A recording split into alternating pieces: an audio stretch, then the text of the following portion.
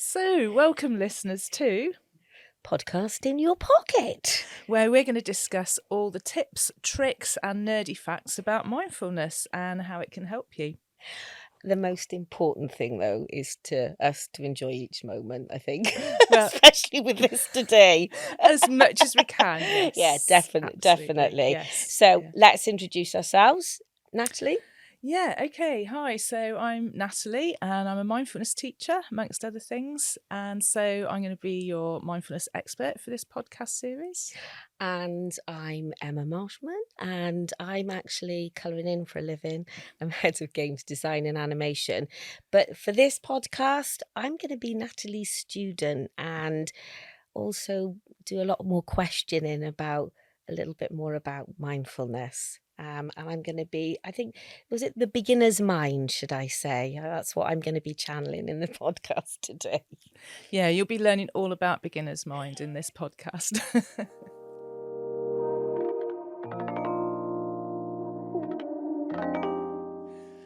So, whether you are brand new to mindfulness, or maybe you've tried it before, or maybe you've had a go and you haven't got on with it and not sure why, you might have heard about it.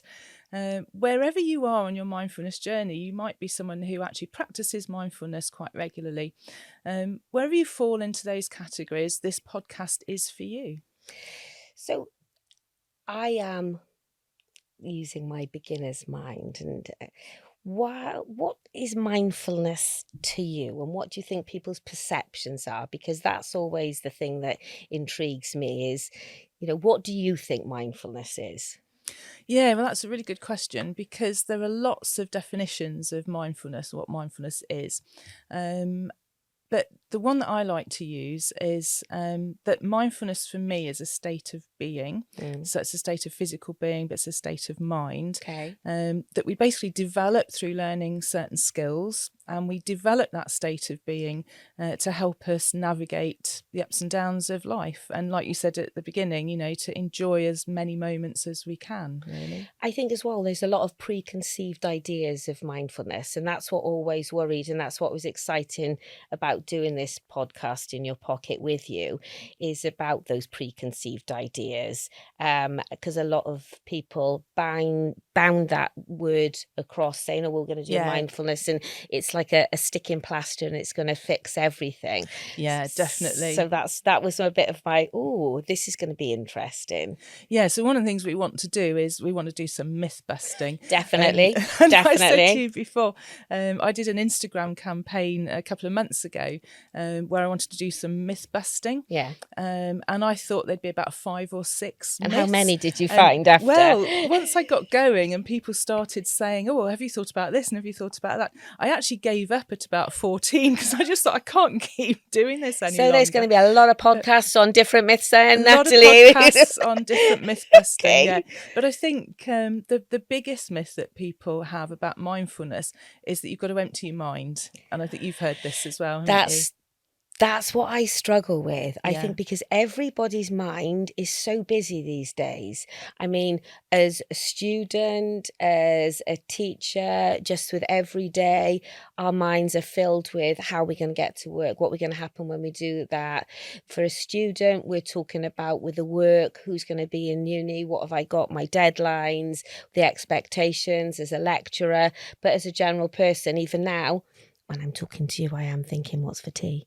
Yes. I'm sorry I'm not holding your concentration. I think it's attention. I'm not interesting enough. You are. I'm just being honest. I think it's hard these days to empty your mind. Yeah. Well, it's actually impossible, and it's not something we want to do anyway, because we've spent over 300,000 years developing our brains and our minds. Yeah. So we don't want to empty them out. We don't want to empty out that 300,000 years worth of evolution because we've sat and done a few meditations. Or knowledge. Yeah. I mean, everything all the skills that we have developed over hundreds and thousands of years. So we don't want to get rid of that. We really don't want to empty our minds at all. So in this, obviously, podcast, as our podcast in our pocket, as we all keep reminding you through our recordings, what are we going to be doing? What do we hope to be achieving for these lovely people that hopefully are going to be listening and wanting to keep checking what we're doing every week? So really, Podcast in Your Pocket is about building a toolkit so that as we go on with each podcast, Yeah. you learn another tool. And so you're gradually building up a toolkit that you can carry about literally in your pocket, because it will be on your phone. And so you can keep using different tools for different situations. So you said at the beginning about one of the myths is that mindfulness is a sticking plaster. Yeah. And that's a really important thing to keep coming back to. So we'll be coming back to these themes over and over again. But one important thing to remember is that mindfulness really isn't a sticking plaster. And also that there are lots of different practices for different situations. So really, mindfulness is something we want to be practicing all the time. So we want to be getting into that mindful state of being, because that's going to support us whatever we're doing. And then there are specific practices that we can use when we come up against a certain type of situation. So one of the things that, again, that you said about students and staff, everybody, we've got really busy minds. Yeah. All of us have minds that are far too busy. And you were talking about deadlines and, all sorts of different pressures that we have on us. And so one of the things that I think is really important to learn straight away is the way the human mind has developed. It still hasn't really changed that much from the way it was 200,000 years ago when we were living on the plains. Yeah, we've got more knowledge, but the actual brain and the way the brain works hasn't actually changed that much. So part of your brain is constantly looking for a tiger or a lion or some threat. Oh, is that like flight or fight? Yeah. Yeah, so that's what we call the limbic system. Right. So nerdy facts for today. Limbic system. Limbic system. Yeah. We're gonna have we are gonna have a weekly nerdy, because I like every day's a school day, so I like learning new things. So. Well, you know how I like my nerdy facts. That's great. I do like my neuroscientists. That's fine. We're going to learn a lot. I can feel it. Learn lots about that. So yeah, one of the things that part of our brain gets triggered when we think that we're under threat. Okay. But sort of if we go back to our ancestors, that threat would come and go. So there'd be a threat, and as soon as that threat had gone, then we would go back to what we call rest and digest. So our stress hormones would get dialed down, and our rest and digest and recover hormones would get dialed up. But the problem now is that tiger comes in the form of that deadline or so that email or that phone of like worrying. Oh my God, I've got work to hand in. Yeah. What am I going to do for this project? Yeah. So all of that would be They are our modern day tigers. And the noise in a city, that excites the nervous system. So if you think about you're a student, you're at campus, you might be away from home for the first time. You've got all sorts of different noises and different things going on that you're not used to. Yeah. So all of that is going to be unfamiliar. And anything that's unfamiliar excites the nervous system.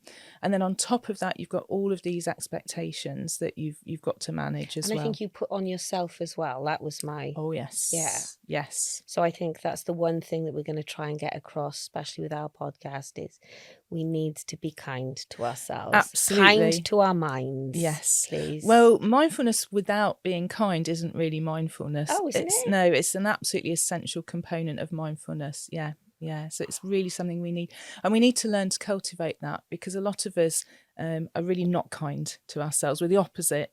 We're really quite, we can have quite a vicious inner critic. Ooh. Yeah, so we're going to So are we going to try and calm the inner critic, or meet it face on? We want to befriend our inner critic. Yeah. We don't want to get into a row. No, I like the idea. Well, not if yours is anything like mine. I like the idea of befriending, but also coming back, I like the idea for a toolkit.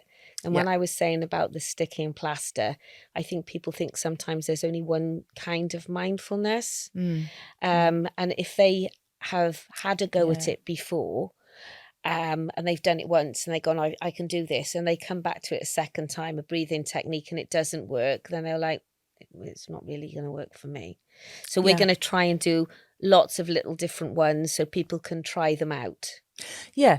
So the Okay. idea of this toolkit is to try really practical little exercises that you can do on the go, Yeah. really. So there are lots of longer practices out there, so you can get those from various different places, and we'll be sharing resources with you for places to get those. But what we want to do in these podcasts is just show you that you can become more mindful by just lots of regular, small, short practices. So another myth is that you've got to spend sort of 20 minutes to an hour, sitting in some really uncomfortable posture with your eyes closed. It's And that one. this It's that. always they It's always always show you sort that. of see Yes, them I with the know. hands, and I feel like I Yes. should be not on a chair. I should be cross-legged in On the some. floor, wearing a Yeah, I caftan with know. some I candles do. floating around you, And I or feel like that something. we're a Yeah, bit, yeah. overdressed maybe, Overdressed. and Yeah, we've got yeah. neon and I things. know, shock horror. We're surrounded by lights and equipment and everything. Yeah, how could we possibly meditate here?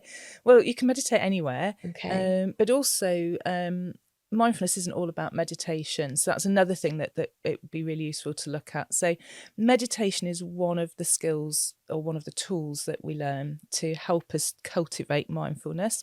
But we can practice our mindfulness whatever we're doing. It's about learning what mindfulness is and then applying it in as many different situations as we can as we go throughout the day, because we don't learn to meditate and we don't learn mindfulness, so we get really good at sitting on our own in silence in a room. That's really nice if we can do that Or if we've sometimes. got the time. Nice bit of escapism. Yeah, Yeah, but not but doesn't necessarily. help us in the real world. No.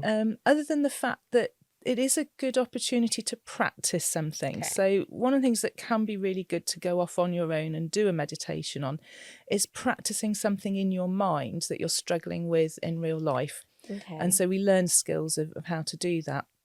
So we practice that on our own in our heads, and then we can go out into the real world and actually do it. That sounds for like real. a plan. Yeah. But what I'm also going to be Yeah. questioning, I'm going to ask for like tips from when I'm sat in front of my laptop, and how I can just have those almost, I shouldn't say quick wins. Is there such a thing, Natalie, in mindfulness? Is Yeah. a quick win when you've got like a 30, 40 emails and I'm thinking, oh my God, what am I going to do? Or I'm feeling that those butterflies in my Slightly stomach overwhelmed. thinking, Yeah. here we go. Yes. Are there things that we'll be able to touch on in this podcast in your pockets series? Yeah, definitely. Well, one of those I think is a little practice that we'll do today. Brilliant. Which is, it's the go-to practice when we're first learning mindfulness, and it's just called the breathing space. Excellent. So I'm going to do a 3-step breathing space with you. And what I'll do then, I will be the student for this practice, and then obviously with the beginner's mind I will come to it. But what we're going to try and hopefully achieve through this is every week we're going to obviously have a nerdy fact, because I think that's, it would be rude not to. We've got to have your a nerdy knowledge. fact. We'll have a practice every time, and I think we'll leave the practice till the end so that you can listen to the whole of the podcast, and then if you're not in a position to actually do the practice at the time, you can come back to it later on, so the practice is always going to be at the end of the podcast, not right in the middle. That's good thinking. I thought that would work quite well. Also, we've decided that we're going to put out a form to students and staff with possible questions that you might like to ask about practices or myths that you'd like busting, and then every 5 or so weeks what we're going to do is like a little question and answer, and who knows, we might have some special guests on that we might be questioning what they do with mindfulness, or maybe what they think mindfulness is. That might be intriguing. I think we've got quite a lot of scope for interviewing some interesting people. I think so. Maybe we'll get everybody from dancers, we could get some sports people, musicians, so definitely, and also craft for us people, creative people to get their thought of it, because and yourselves as students, staff, and as listeners, so that's really important for us. So any questions that people have got, either to do with mindfulness or Yeah. meditation, and the different types, because obviously I teach Qigong as well, so that's a moving meditation. What is So, Qigong? so Qigong comes from martial arts, so it's a Okay. little bit like Tai Chi. So a lot of Okay. people have heard of Tai Chi. So it's a moving. So I teach Qigong Shibashi, which is a particular type of Qigong, which is really to help us either recover from injury or ill health. So it was specifically put together for that, for that reason. But it's actually it's recently they've been doing much more research. So basically everything, as you know, everything I teach has Natalie, to be. I'm gonna give a disclaimer. Natalie is very good at contextualizing lots of things. So when I hear about these things, my go-to resource, like my own personal mindfulness library, or knowing about what new research has come about from neurologists, is Natalie. So be prepared.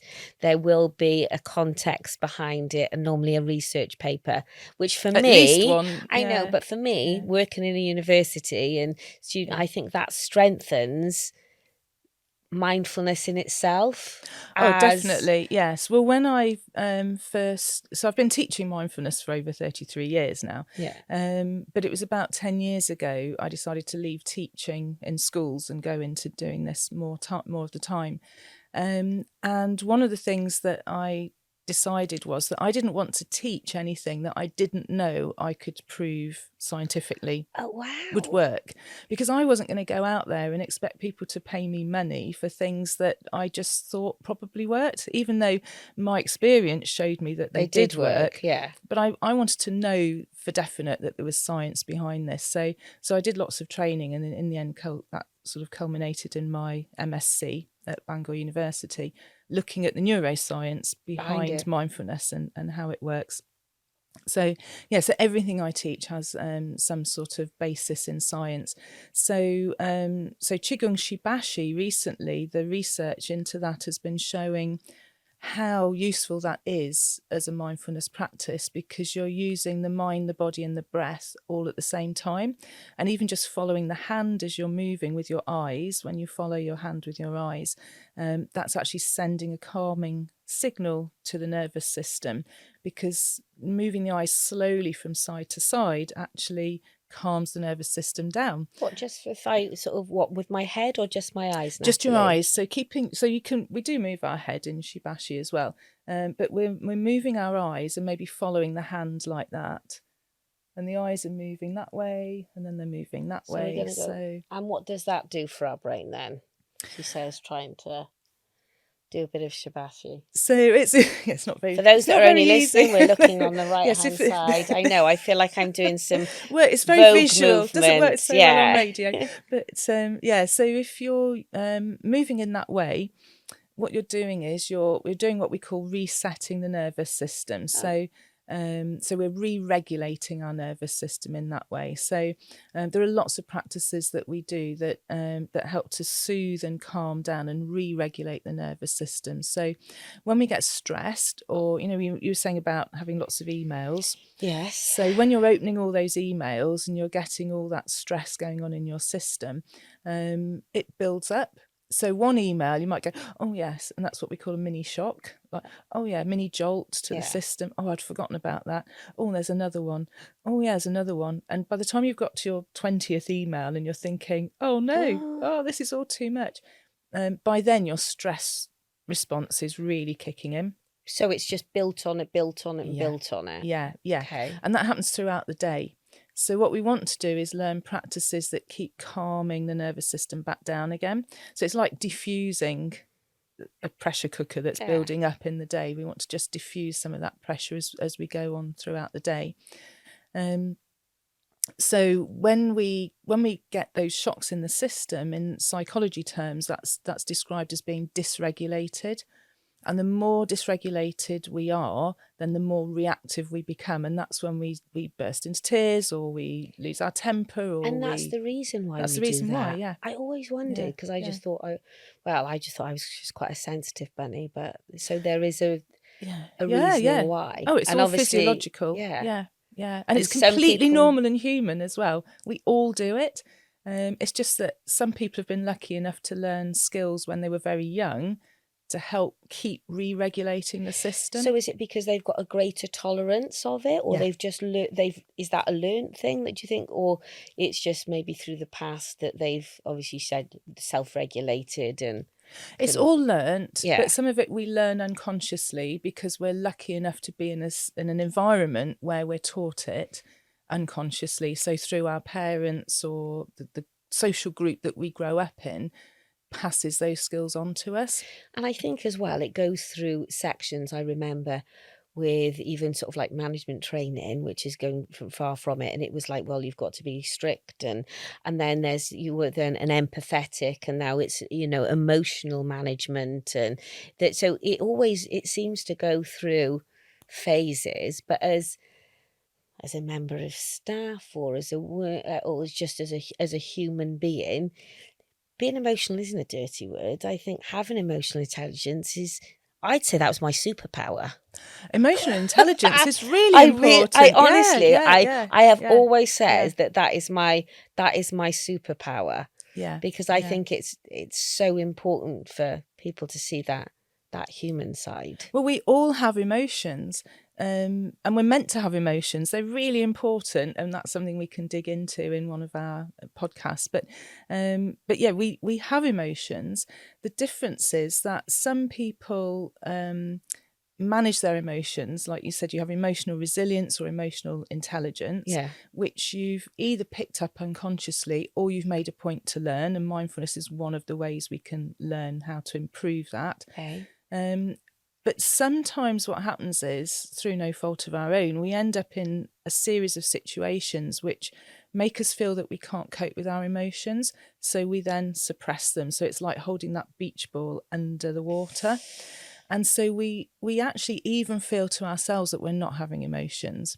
So we don't want to. So when you were talking about tolerance, one of the things I like to use is the window of tolerance. So the window of tolerance is, we want to have our window of tolerance as wide as possible. Okay. And the thing that keeps our window of tolerance wide is things like emotional intelligence, psychological flexibility. Okay. And so all the tools that we learn keep the window of tolerance open. So then we can cope with more stress, because as our stress levels are going up and down during the day. So our windows are going to be fully open by the end of this podcast series. Hopefully. But when things happen that are difficult, can we close that window? Yeah, that's what pushes the window closed. Okay. And that's when we feel that we're not coping quite so well.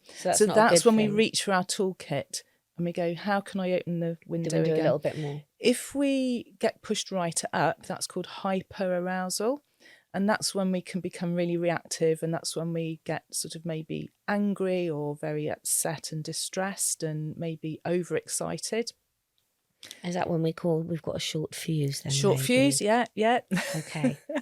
If we get pushed down, I've been. That's where I go. I go up most of the time. That grimace. Yes, okay. Yeah. I think we're on the same page there. All right. But when we get pushed down into hypoarousal, that's when we switch off and we become numb.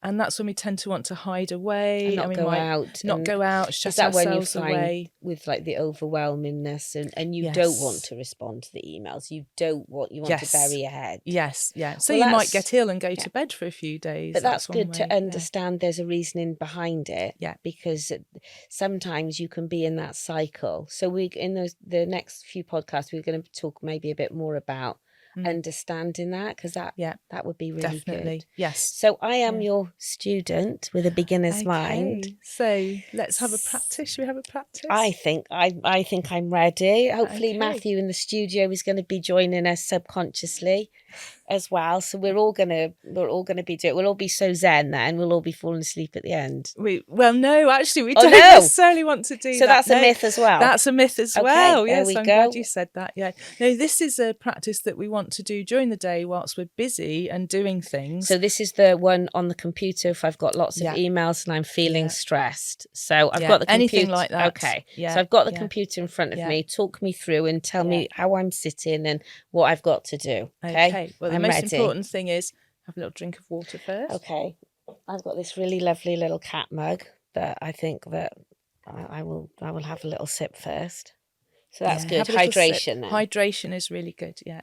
Yeah, have a little Okay, we'll mindful remember sip. mindful sip. Okay, right, I'm Okay. ready. So this is a practice. We used to call this the 3-minute breathing space. Okay. But then gradually we started to realise that you don't need to do it in 3 minutes. So I'm going to do this in just over a minute, really. Okay. So this is a minute practice. So I'm going to suggest that wherever you are, if you're able to, you just pause from what you're doing and just take a look around and just notice what information is coming in through your eyes and through your ears. So what can you see? What can you hear? And then if you are happy to do this, then close your eyes if it's safe for you to do that where you are. And just notice if there's anything you can smell and what you're touching right now. So maybe you're feeling your feet on the floor. And that's one of our anchor points. We're going to talk about anchor points another time. So what are you touching right now? Can you feel clothing on your body? Maybe you can taste the last thing you had to eat or drink. So you're just noticing what your 5 senses are telling you. And then we're just going to come to the breath. So narrowing our focus a bit more. So just breathing in and notice where you're feeling that breathing happening. So that could be around the tip of your nose. It could be the air travelling down the back of your throat. You may be noticing your shoulders rising, your chest expanding. Maybe you're feeling it right down in the abdomen. And then breathing out. Notice how that feels.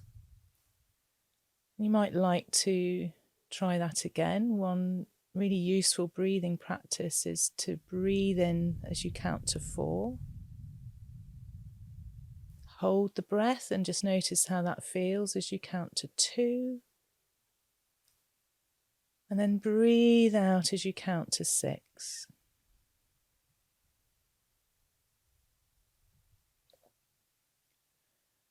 And then just notice how you're feeling now.